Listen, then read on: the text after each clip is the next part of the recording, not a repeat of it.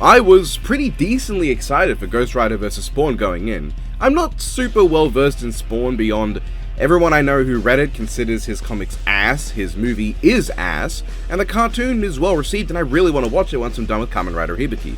God, I need something nice after how much that's going down the drain. I'm already on episode 34 and I want to die.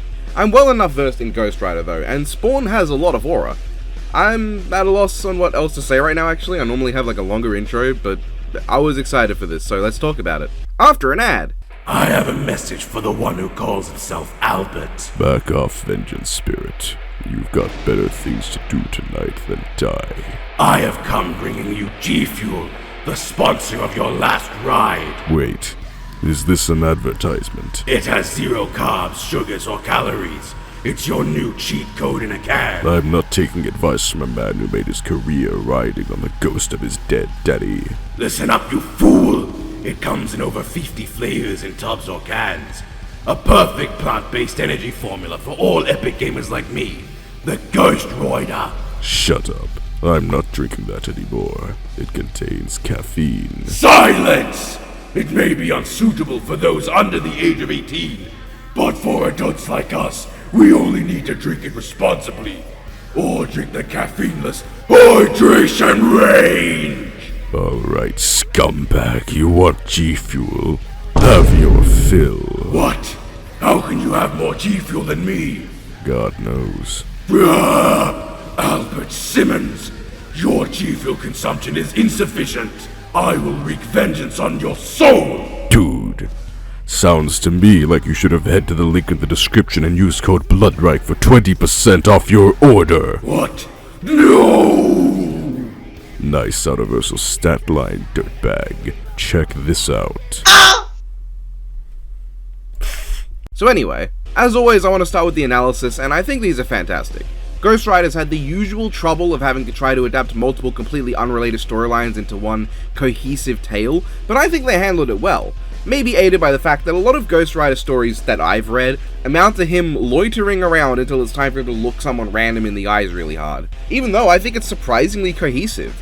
I say surprisingly, but like, one of the last Marvel characters I can immediately remember the music was Magneto, and that was really well done. Anyway, the tangent on how powerful Zerathos is certainly wasn't as out of place as it could have been as well. I thought that was really well handled. It got across his power well, it was emphasized in the right way to feel actually cool, and it was probably helped by how they worked in bits of the story here and there between each major versus thing, which gave it a good flow. At least I think it flowed well. I can completely understand if someone thought the interjections of story made the versus stuff not flow as well, but for me it worked. Spawn's I think was also a really good analysis. I think the versus stuff was even better worked into this one, while keeping it interesting and investing. Spawn's story I don't think is nearly as interesting admittedly.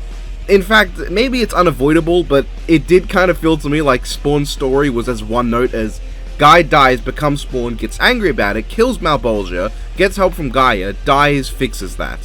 Which is kind of lame when put that way, but I have to assume that it's just kind of what happens and Death Battle couldn't help that. I think as a character, Ghost Rider definitely came out looking better narratively and as a character, while Spawn did give off some creator's pet energy, though that's not to say that Spawn didn't seem cool. He did seem really cool as well. There's some endearingness too with how they call him just a stupid ass dipshit, and I still think his analysis is fantastic. Obviously the editing's on point, though that was never going to be not the case, especially with two comic book characters. While I can't say I enjoyed the analysis as much as Bowser vs. Eggman, I'd still say this is a really good one. From what I know, this is about the best you can get, but what I know about Spawn is not a whole lot, so, you know, Spawn fans, go ahead, let me know. As I said, I'm not well versed in, well, either of them, but I know Ghost Rider well enough, but I'm happy to listen to the three people who disagree and want to express that in a respectful manner instead of just accusing me of making shit up. God, this fight though. So I don't think it's perfect, and for my money, I think it doesn't do much narratively that I find that interesting. But as a fight that's just meant to be cool as shit, it has some very creative and unique stuff to it that I'd say makes up for my personal just being tired of really basic rule of cool fights. Because it's creative, and it has cool stuff in it. For instance, Spawn's Necroplasm meter. This was a fun little bit at first. It's the meter that tells you how much power he has left in the comics. But when he gets sent to hell and it suddenly shows up as infinity, that's fucking awesome. A great usage of it to get across the ridiculous power increase he gets from just being sent to hell. As another example, instead of the cosmic fight just being the two destroying galaxies and universes and all that, instead, we get Spawn literally summoning heaven in hell when going divine, and the two hitting each other so hard that they're altering how much of the battlefield is each realm, literally beating on their opponent with enough power to cause reality to decide there is more heaven here now than there was hell, and vice versa. That's a really creative and fun way to convey their cosmic levels of power, while keeping it to the biblical theming of both, and being visually striking in a way that I don't think we've seen before, or at least not very commonly. But even beyond the cosmic stuff, I'm really glad that the fight started out with the more street level things you see these characters doing most of the time. Both of them, especially Spawn, are probably most well known for their higher end cosmic shit, but this more street tier combat is a fairly major element of their characters from what I've experienced. So having the fight start not just on Earth, but stay there for a bit with them throwing hands in a more grounded way, while retaining that supernatural element by having them literally standing on the side of a building as if it was flat ground, I think works perfectly. It lets them get some chain combat, we get Spawn's goated Soul Calibur 2 axe, and Ghost Rider's funny little shotgun. And I don't know if it was intentional, but I like that the only character to get off their feet in this segment is Spawn, because he can control space and gravity, so if he wants to jump like this as if he was on flat ground despite being on a sheer incline, that's just Spawn defying the way gravity works. And Ghost Rider can't control gravity, so he's just standing there all creepy like, as if his feet are glued to the build. I'm realizing I'm sucking at putting into words what I like about this. I think it's a neat detail, shut up. But I'm not even going to pretend like my favorite part of this opening half is anything other than the lighting. Holy hell, this gets across that heavily shaded graphic novel, almost gothic horror vibe perfectly. Spawn is almost entirely pitch black for a good portion of the start, with just a few bits of color and his eyes popping out. And before any smartasses say it, yes, I know his main color is black, but there is a difference between how he looks in hell where there's enough light that he has these patches of grey on the suit to get across definition and depth, and how he looks here. Here he almost looks like a shadow wearing the outline of a man. It looks fucking cool. Stuff like the muzzle flashes of his own guns or the fires of the Ghost Rider illuminate him briefly, as well as this sick ass flash of lightning that I'm pretty sure is a reference to something in Spawn, let me know. The absolutely sick lighting and aesthetic makes the whole bit stand out to me. Though it also does mean the chains feel super out of place. I can't deny that them being lit in such a different way made them a bit distracting for me. I'm willing to forgive it, because I cannot imagine how much of a pain it would have been to actually edit them all to be lit like this fight. Especially when they have to move the way they do and when there's so many of them, and when they only show up for 2 Spawn attacks and 1 Ghost Rider attack. And the way this bit ends though, I think is kind of interesting. Johnny Blaze goes for the Damnation Stare, while later Zarathos goes for the Penance Stare. Is this trying to convey the idea that Johnny is more of a pragmatist who goes for the more powerful and convenient attack, while Zarathos is more of a sadistic bastard who actively wants to punish people for their sins? You decide, because I don't know well enough. And this could just be because they wanted to use the Damnation Stare, but also wanted the Spawn turnabout later, so they just used both. While we're here, as of now, the episode has a notable cut in the fight that removes the word motherfucker from Spawn's line after dragging Johnny into hell. And while it's not the worst thing in the world, and I think their edit to cut it was as seamless as you can get with YouTube's garbage editing tools, love you YouTube, please don't demonetize this video, it does feel a bit jarring and does detract from the episode. Not their fault though, I understand the episode has been age restricted and they want to figure out what the hell is happening. YouTube is really bad at informing creators about stuff like this. Anyway, I want to note this segment more so because it has one fantastic incorporation of a niche power, and one really weird and kind of bad incorporation of a very easily usable power. That is that Ghost Rider's ability to turn any random vehicle or thing into a hell weapon to smash you with was used really well here, because Spawn opens a hole to hell to bring Ghost Rider in, also cool kaiju moment, kaijin technically, and a truck on the street he did this on just falls through, and Ghost Rider decides, fuck it, Hellemus Prime, sans. But Spawn's time stop I think is weird. It makes him look a bit like a bum by having to freeze time just to charge this thing with necroplasm, blowing it up and still hitting him anyway. Like, could Spawn not just have punched this thing really hard, or blast it? Not that freezing time and doing this is illogical and doesn't make any sense at all, but it is not nearly as raw and cool. It feels kind of shoehorned in when you'd imagine this power would easily work in other places. I don't know, the fight wants to be raw and cool, but this kind of makes Spawn seem a bit feeble. He had to freeze time just to punch it instead of punching it normal time. But if we want to speak about raw and cool, let's take a quick detour to the dialogue and voice acting. Stephen Kelly reprises Ghost Rider, doing just as good a job with the character as his last appearance against Lu Bu Fengshan. Ghost Rider still sounds great, and Zarathos still sounds fucking sick. Ray Hurd makes his debut on Death Battle as Spawn, capturing his energy fantastically. Obviously doesn't sound one-to-one with Keith David, but that's because there is only one Keith David. But he captures the deep baritone and raw energy well. If there was no adaptation of Spawn that gave him a voice, I'd immediately buy this as just how he sounds anyway. And their deliveries are done to fantastic lines. Spawn's opening monologue feels straight out of a graphic novel, and as I've said, not a Spawn guy, maybe Spawn doesn't do these kind of monologues, but wouldn't surprise me. This is a common thing in graphic novels and the like. A lot of Spawn's lines also have the perfect short but sweet nature of Batman's "bust this" line from Batman vs. Iron Man. Except instead of being one line that perfectly captures Batman, it's several lines that give Spawn so much energy. Until the very end when Spawn gets pissed, he never says anything more than 6 words at a time, and it's great. His response to Zarathos calling out his veil of divinity just being "God forbid" has so much Spawn energy.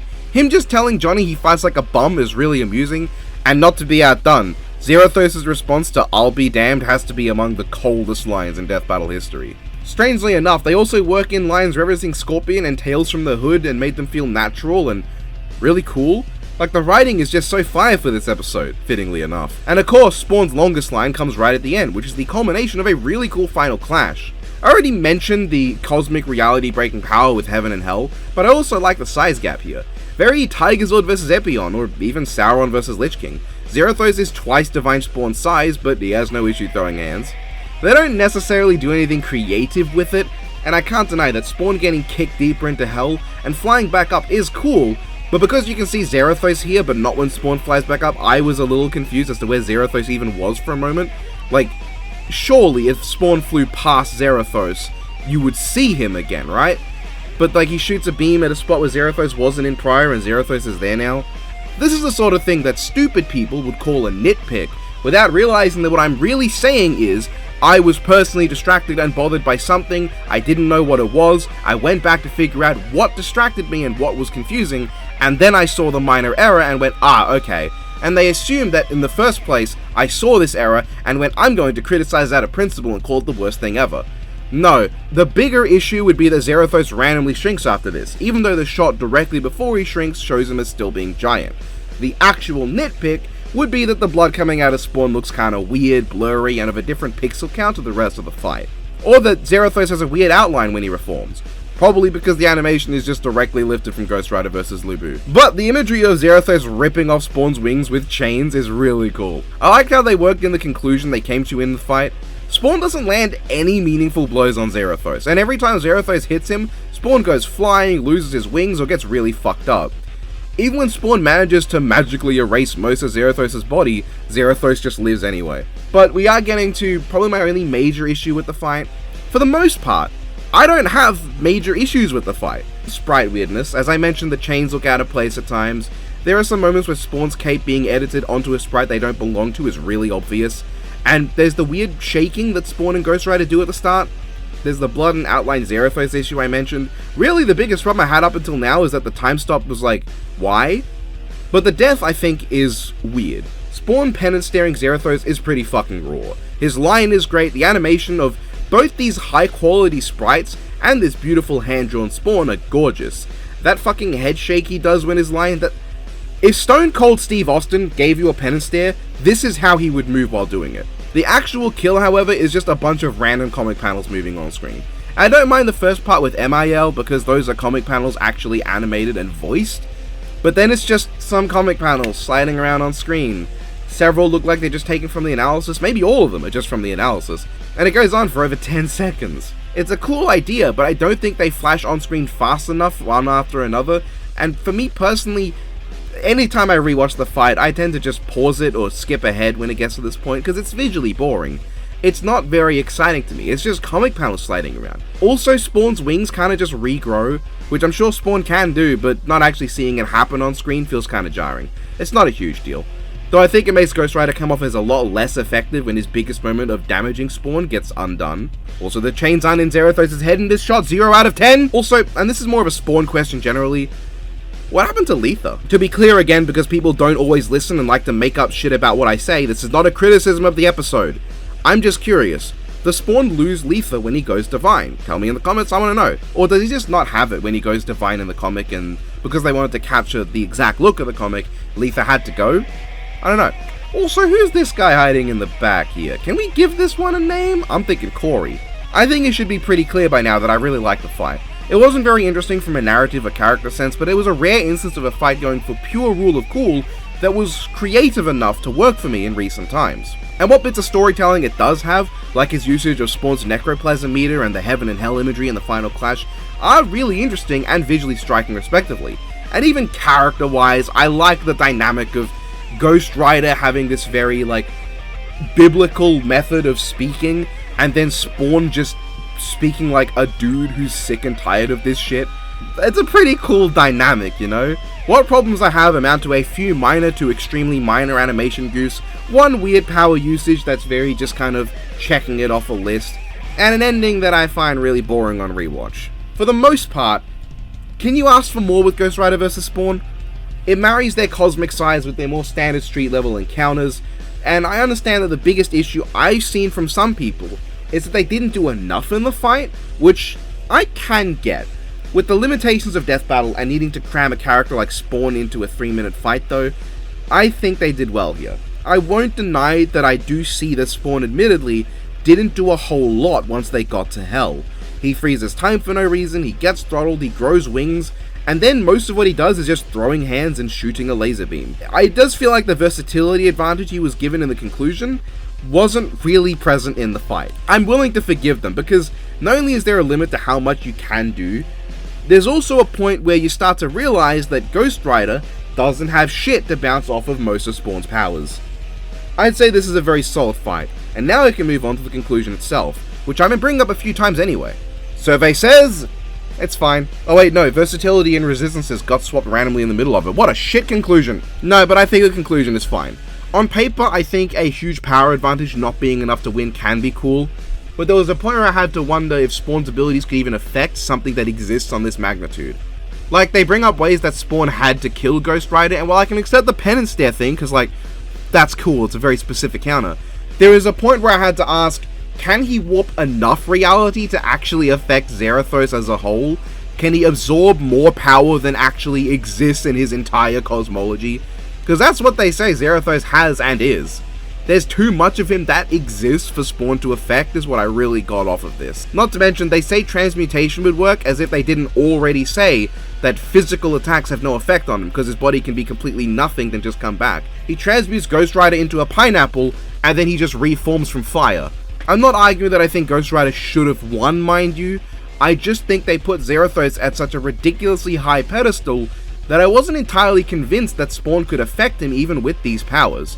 And I've seen a lot of people also not really be convinced, though I've heard from others that they've seen a lot of people that have, so whatever, I guess. It's not a big deal. I'm not about to dock points on an episode because I agree or disagree with it.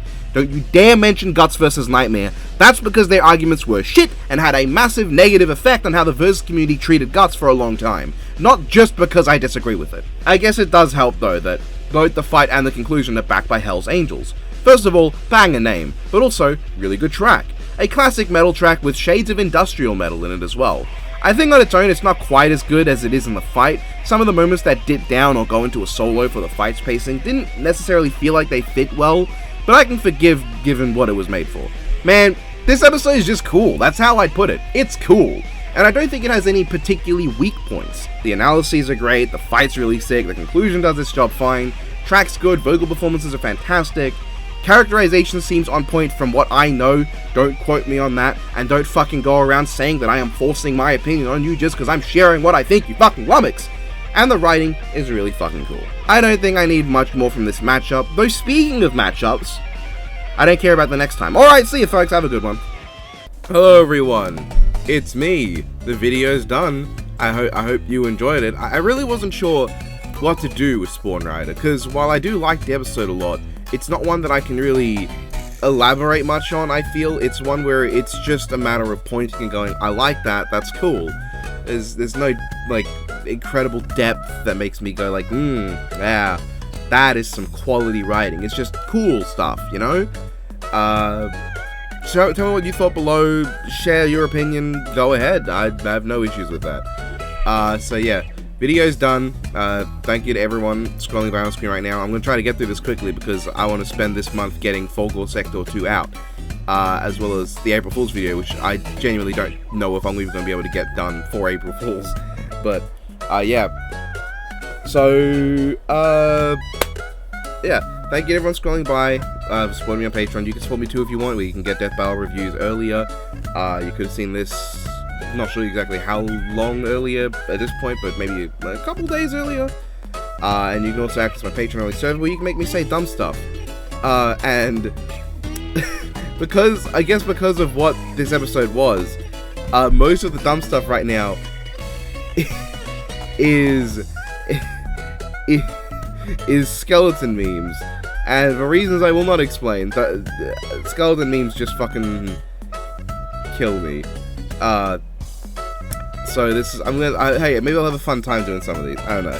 So I'm gonna assume the Nothing Personal kid is, you know, like in Ghost Rider's voice, so... Nothing personal, kid.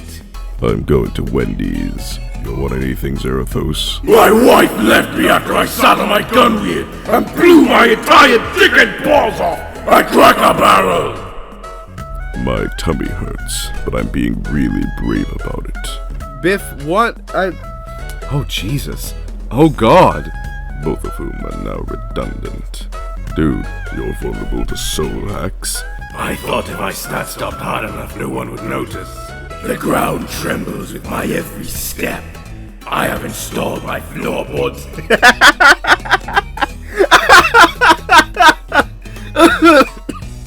Oh, shit. I have installed my floorboards incorrectly. Nemesis Bloodreich, your time spent as Not a VTuber. is innumerable. I am here to request a VTuber model, because you're not one yet. Fuck guys, holy shit! Jesus spawner!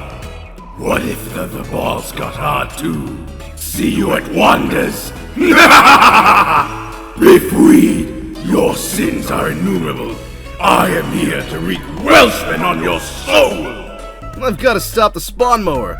Luckily, he stops every few panels to strike a pinup pose. That gives me just enough time to yank the spark plug wire. He made it stall! I hate that hedgehog! Now what's he up to? What else? I've got to push this thing off the nearest convenient cliff. This character's really over the edge. What country is this flag from, and why do all the cute girls have it in their bio? This really makes me feel vengeance! Yeah, I got ADHD, a dreadfully hard dick!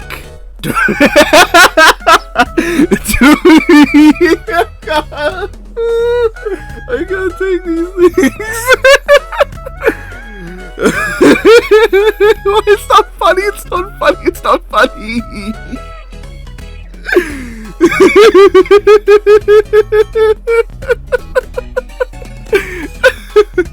Okay. Don't say boo. Not the last beat. Scariest shit ever.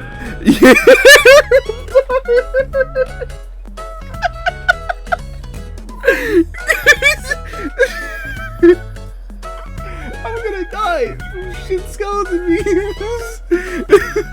I remember one time we made one where it's just the skeleton in fire, and all it says is, "No, not the pit, it burns!" And it fucking killed me for some reason. Yeah, I have PTSD. Potential to suck dick. Born to shit. Forced to wipe. Who said poopy head? I'm telling the teacher. I shit myself in the Wendy's parking lot. Excuse me, waiter.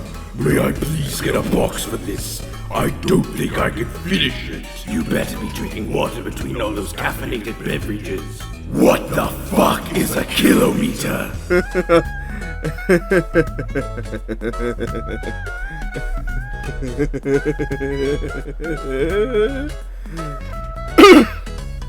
I knew this one would kill me. I knew this one would do it. Like, this would be the one to fucking do me in. You know, if Maito Shigaraki, when Maito Shigaraki comes around, I do the review for that. if all the people in the Patreon just continue doing skeleton memes instead of anything related to Mahito or Shigaraki, I won't even complain. Alright, that's all. Goodbye, everyone. Have a good day. Have a good one.